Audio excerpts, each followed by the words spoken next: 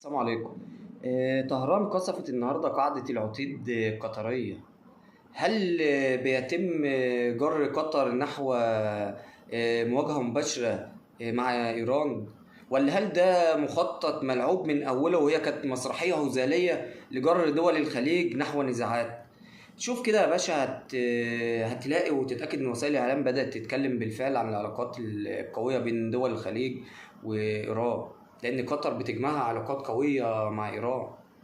شوف يا باشا زي ما هتسمع كده بالظبط ونرجع نكمل فيديو. إيران وقطر علاقات قوية جدا، كيف يمكن السلام عليكم، يا رب تكونوا بخير.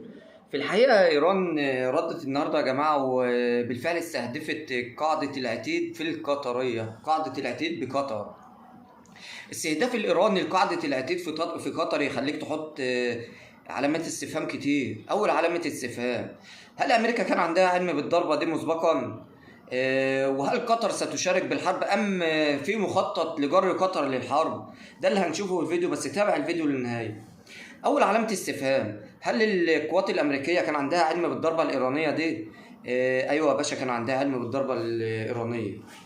والدليل الوحيد اللي يعرفك ان الاستخبارات الامريكيه كان عندها علم ان ايران هتشن هجوم على قاعده العتيد النهارده بالفعل، انها سحبت جميع الجنود اللي موجوده في القاعده وسحبت جميع اصولها من القاعده.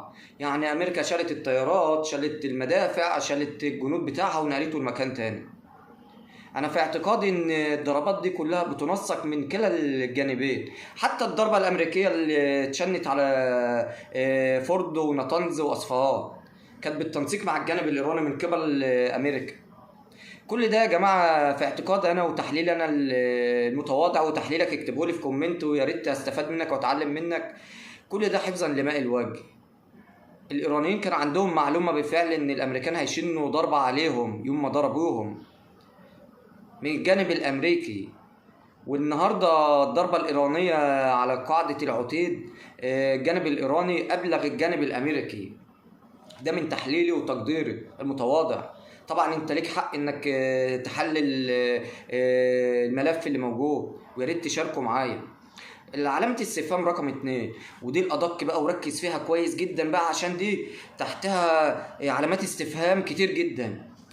هل بيتم جر قطر نحو إلى نزاع بين إيران وقطر؟ النهارده الخارجية القطرية طلعت ببيان وقالت إن قطر ليها حق الرد. الخارجية القطرية أيوه بالفعل قالت كده، قالت إن قطر ليها حق الرد. هل فعلا قطر هترد؟ وهل لو قطر ردت بمساعدة الأمريكان وخلت قطر هي اللي ترد وهي اللي تبقى في وش المدفع مع قصاد طهران، هل ده هيبقى مخطط معمول على قطر؟ ما تستبعدش يا باشا. ممكن حد يبص يتفرج على الفيديو ده ويقول لي ايه الكلام العبط اللي بيتقال ده؟ لا، مش كلام عبط يا باشا، مش كلام عبط. بالفعل ممكن يكونوا في مطمع للنفط القطري، وبالفعل ممكن يكون ده مخطط لجر قطر نحو حرب شرسة مع طهران، ان قطر تبقى في نزاع مع طهران. النهارده طهران ارسلت 6 صواريخ على قاعده العتيد. الدفاعات الجويه القطريه ردت وتصدت للهجوم بالفعل.